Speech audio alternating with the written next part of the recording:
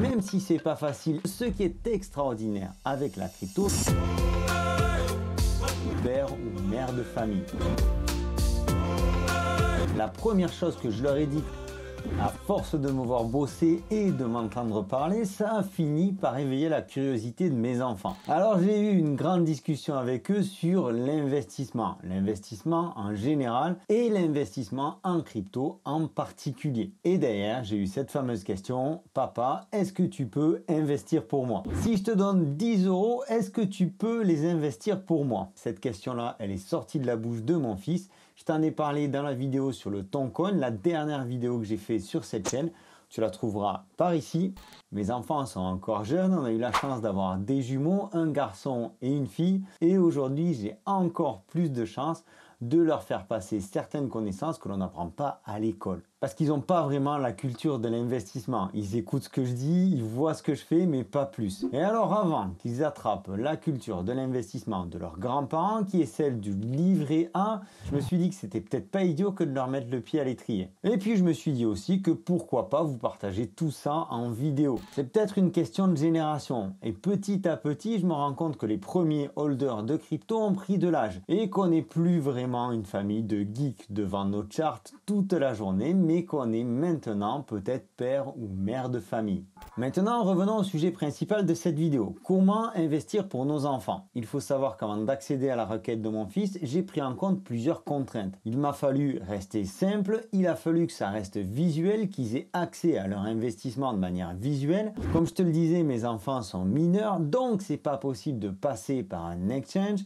Et ils n'ont pas une grosse somme à investir non plus. Avant de te le partager dans cette vidéo, je me suis dit que ça pouvait être intéressant de rendre ça possible à tout âge.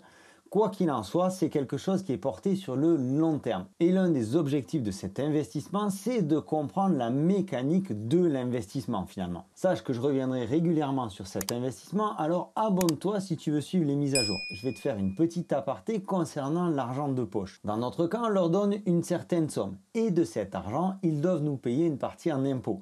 Alors ça peut te faire rire ou ça peut peut-être te révolter et peut-être que toi aussi tu appliques cette méthode-là. Tout ça, c'est histoire de leur faire comprendre que ce qu'ils gagnent en nous aidant sur des tâches simples, eh bien une partie part dans le budget de la famille. Exactement comme quand ils seront salariés ou entrepreneurs avec les impôts. La première chose que je leur ai dit quand ils m'ont dit qu'ils voulaient investir, c'est qu'il faut qu'ils démarrent le plus tôt possible.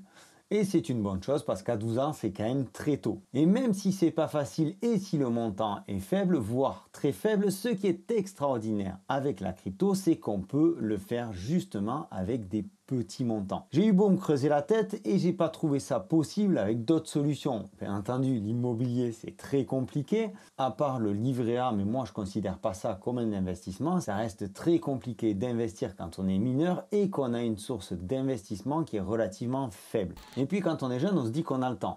Mais si aujourd'hui ils prennent conscience par eux-mêmes qu'ils peuvent gagner au fur et à mesure, peut-être qu'ils auront une culture et un œil différent quand ils auront 20 ou 25 ans et qu'ils pourront investir de la manière qu'ils souhaitent. Donc l'un des objectifs de cette action, c'est de commencer à apprendre l'investissement.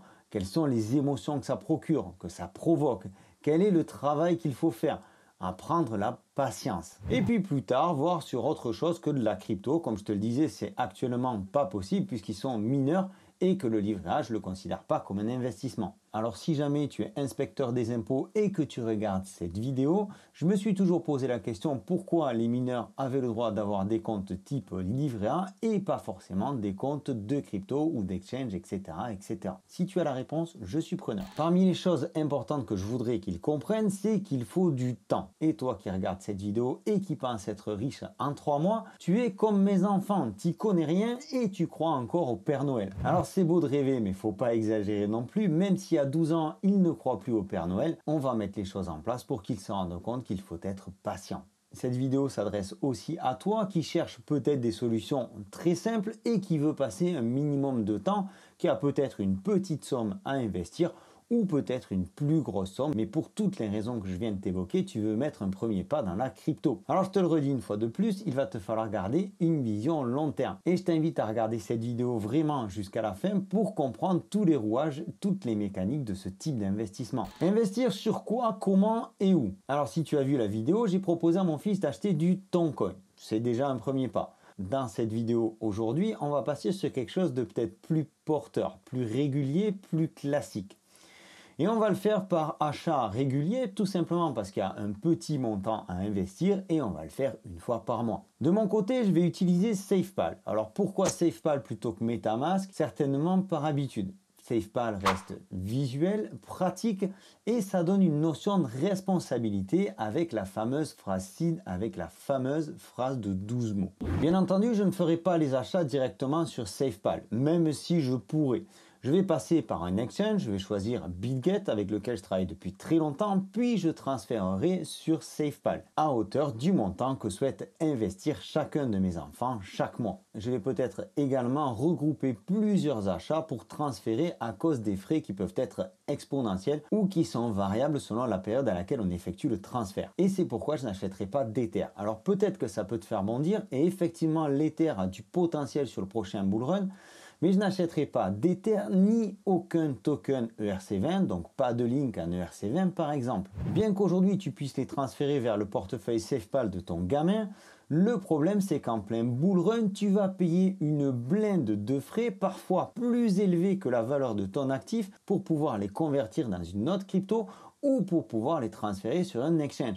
Ça, on l'a vu au dernier bull run. N'oublie pas une chose, c'est qu'en plein bull run ou en fin de bull run, si tu arrives à savoir à quel moment ça va se passer, eh bien les frais sont très élevés. Alors si tu as 100 balles d'Ethereum à transférer par exemple sur BitGet pour pouvoir les vendre ou les échanger contre une autre crypto, ça va peut-être te coûter 150 balles de frais. Donc dans ce cas-là, à partir du moment où les montants de tes achats sont relativement faibles, laisse tomber tout ce qui est ERC20. On est d'accord qu'on va acheter des cryptos pour le long terme. Et de notre côté, tout dépend de l'utilisation, l'objectif de cet investissement. Est-ce qu'il est destiné à payer le permis de tes enfants dans 5 ans ou peut-être à payer une voiture ou une maison dans 10 ans ou alors à le laisser en totale autonomie pour qu'il puisse lui-même faire ses choix. Dans tous les cas, je t'invite à privilégier tout de même le Bitcoin parce que c'est la base d'un investissement en crypto. Et même si le Bitcoin pourrait avoir des frais élevés, il sera toujours intéressant de le transférer ou de le convertir. Tu vas acheter ton Bitcoin par petites touches, chaque mois ou un mois sur deux.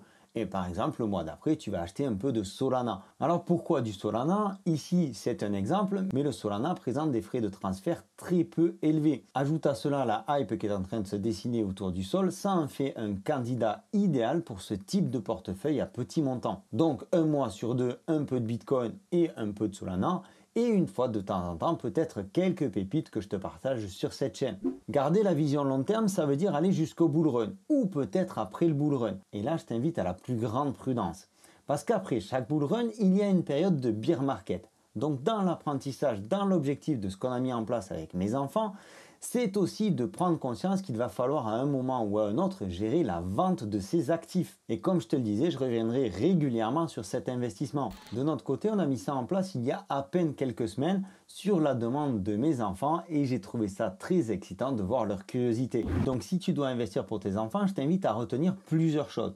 La première, c'est d'utiliser un wallet décentralisé. Ça leur permettra de prendre la responsabilité de la phrase de 12 mots et de leur investissement, sans compter qu'ils seront totalement propriétaires de leur crypto, qu'ils soient mineurs ou majeurs, ce qui n'est pas forcément le cas sur un exchange. La deuxième chose que tu peux retenir, c'est d'avoir cette vision long terme et d'acheter par petites touches. Et la troisième chose qui est tout aussi importante, c'est de choisir des tokens, puisque tu prends des bags qui sont tout petits, de choisir des tokens qui ont de faibles frais de transfert, autant aujourd'hui qu'en plein bull run. J'espère que cette vidéo t'aura plu, j'ai à cœur de te partager ce que je fais.